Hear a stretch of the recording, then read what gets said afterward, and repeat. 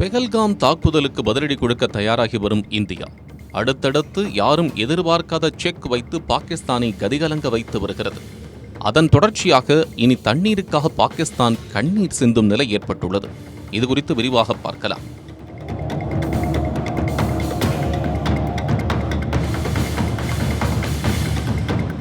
காஷ்மீர் மாநிலம் பஹல்காம் பள்ளத்தாக்கில் தீவிரவாதிகள் நடத்திய கொடூரமான துப்பாக்கிச் சூட்டில் 26 சுற்றுலா பயணிகள் பலியாகினர். இந்த தாக்குதலின் பின்னணியில் பாகிஸ்தானிலிருந்து செயல்படும் லஷ்கர்-இ தொய்பா பயங்கரவாத அமைப்பின் கிளையான தி ரெசிஸ்டன்ஸ் ஃப்ரண்ட் இருப்பதை இந்திய அரசு உறுதி செய்திருக்கிறது.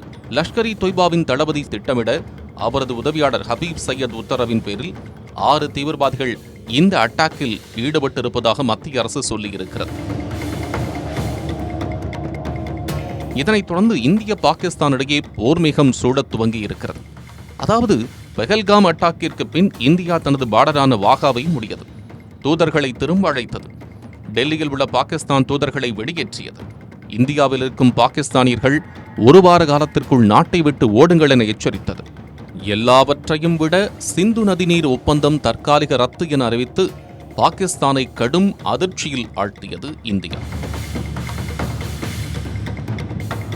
அதாவது 1960ஆம் ஆண்டில் பலகட்ட பேச்சுவார்த்தைகளுக்கு பின் போடப்பட்ட சிந்து நதிநீர் ஒப்பந்தத்தை இந்தியா காலவரையின்றி நிறுத்தி வைத்துள்ளது. பாகிஸ்தானின் அதிக தூரம் பயணிக்கும் சிந்து நதிதான் அந்நாட்டு விவசாய பாசனம், மின் உற்பத்தி, குடிநீர் பயன்பாடு ஆகியவற்றுக்கு பெரும் பங்காற்றுகிறது.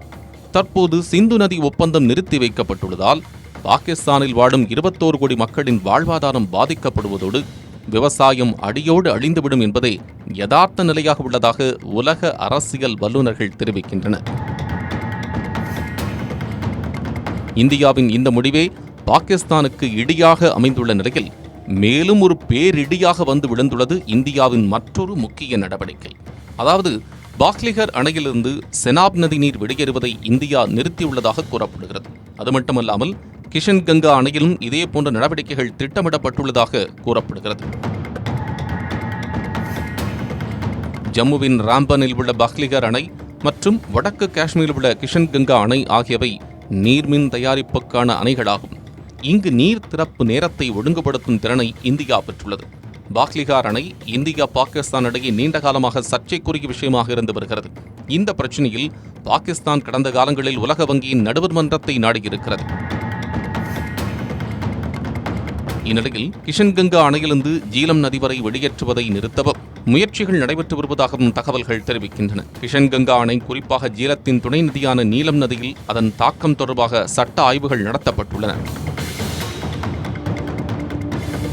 இது தொடர்பாக பேசிய தேசிய நீர் மின்சார கழகத்தின் அதிகாரி ஒருவர் 1 வார விவாதங்கள் மற்றும் நீர்நிலை சோதனைகளுக்கு பிறகு இந்தியா இப்படி ஒரு முடிவை எடுத்துள்ளதாகவும், இதனால் பாகிஸ்தானுக்கு கீழ்நோக்கி நீர்வோட்டம் 90% வரை குறைந்ததென்றும் தெரிவித்துள்ளார்.